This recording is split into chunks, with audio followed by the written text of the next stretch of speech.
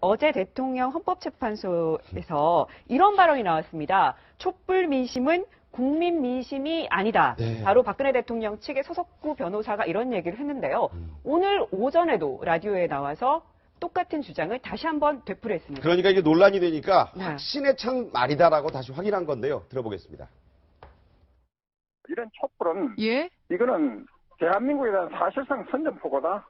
어떻게 대통령을 아직 조사도 하지 않았는데 단두대 처형할 단두대를 설치하고 이석기 석방을 요구할 수 있습니까? 자, 예. 이런 민중 총궐기는 사실상 대한민국에 대한 선전포고다. 촛불 민심이 국민에 대한 그 민심이 국민들의 민심이 아니다라는 얘기도 경악스러운 주장이었는데 또 한 번 이런 얘기를 했고요. 또 이 서석구 변호사는 또 이런 얘기도 했습니다. 촛불 민심을 민심이 아니라고 한 것만 아니라 주체가 바로 어디냐, 이 이끈 사람이 주도 세력이 민주노총이다 이렇게까지 주장을 했어요. 자, 과연 이런 발언을 한 분이 어떤 분인가 저희가 좀 알아봤습니다. 그랬더니 올해 72살이시고 대구 달성 출신, 주목이 좀 되죠? 사법연수원 3기인데 행동적 우파운동가로 유명한 분이고, 자, 어버이연합의 법률 고문을 지내시는 분. 영화 변호인, 송강호 씨 나와서 유명했던 영화 있잖아요.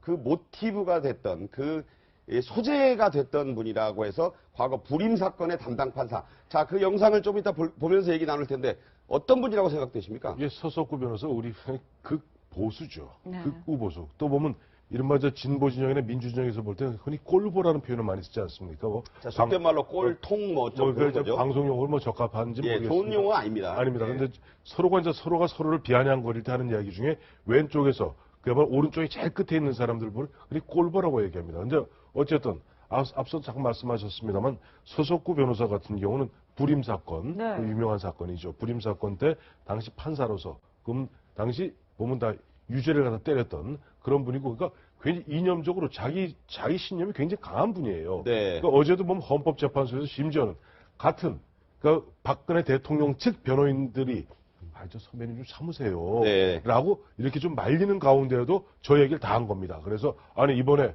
저 촛불 집회했지만은 그 앞장섰던 그 조직은 민주노총이었고, 그 다음에 최근에 이석기 네. 석방하라 이런 구호가 난무하는 것이 이것이 바로 정치적인 아까 그 표현한 대로 네. 그런 것이 아니고 무엇이냐 하면서 촛불은 민심이 아니다. 왜냐니까 탄핵소추 결의안에 촛불 민심을 갖다가 바탕으로 탄핵해야 된다는 대목이 들어가 있습니다. 네. 거기에 대해서 그 부분에 반박하는 그와 같은 격한 이야기를 했는데, 사실 보니까 이 부분에 대해서 변호인단들이 나와서 네. 변호인들이 나와서 이것이 변호인단들의 공통적 의견은 아니다라는 네. 입장을 표명할 정도로 좀 어떻게 보면 강하게 오른쪽도 아주 크게 오른쪽으로 네. 강한 발언을 하는 그런 변호사입니다. 예. 네, 근데 서석구 변호사 저 이력을 보니까 아까 불임 사건의 네. 담당 판사였다 이렇게 나왔잖아요. 근데 그때까지만 해도 이 세 명에게 그때 검찰은 5년, 10년 이렇게 중형을 구형했는데 굉장히 가벼운 형, 집행유예, 뭐 선고유예 뭐 이런 식으로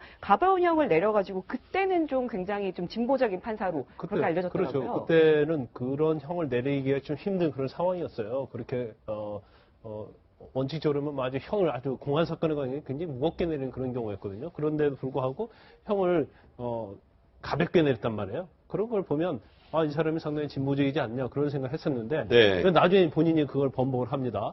본인이 나는 그 당시에 좌측으로 기울어져 있었고 네. 또 피고인들의 어떤 권위주의에 대한 저항이랄지 순수한 민주화 세력이라고 생각했었는데 네. 개업 이후에 보니까 그렇지 않다. 음. 그러면서 개업 이후에 굉장히 보수와 우익으로 기울기 시작하고요. 네. 그다음에 또 노무현 정권 퇴진운동에도 앞장서면서 2013년에 한 종편에 출연해서 이런 말을 했다고 그래요. 5.18 당시에 38개의 무기고가 간첩 첩보에 의해서 털렸다.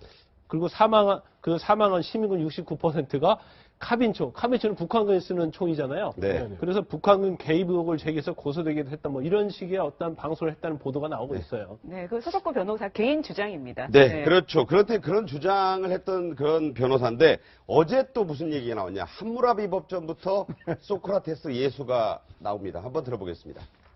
대통령을, 박 대통령이죠. 조사하지도 않고 공범이라고 단죄하는 나라 이 지구상에 없다. 기원전의 함무라비 법전, 여러분 뭐 아실 거예요. 눈에는 눈, 이에는 이 하는 그런 얘기 나오는 유명한 법전인데 피의자의 무죄 주장 권리를 보장하고 있다. 또 이제 철학으로도 넘어갑니다. 국회가 다수결로 통과됐음을 강조하는데 소크라테스는 다중에 의해 사형이 됐고 예수도 군중재판으로 십자가를 졌다.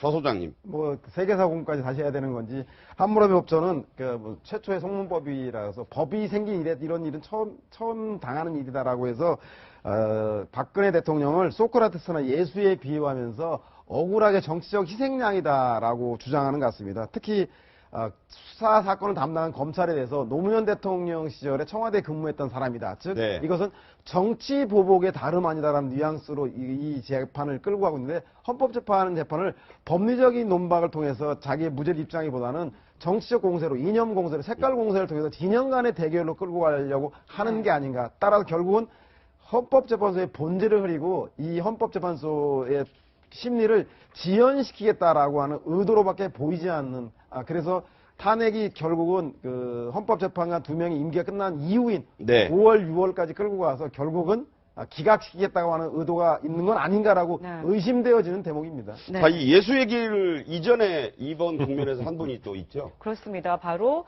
새누리당 이정현 대표가 전 대표죠. 바로 예수를 박근혜 대통령이 비유하게 됐는데요. 그 부분 들어보시죠.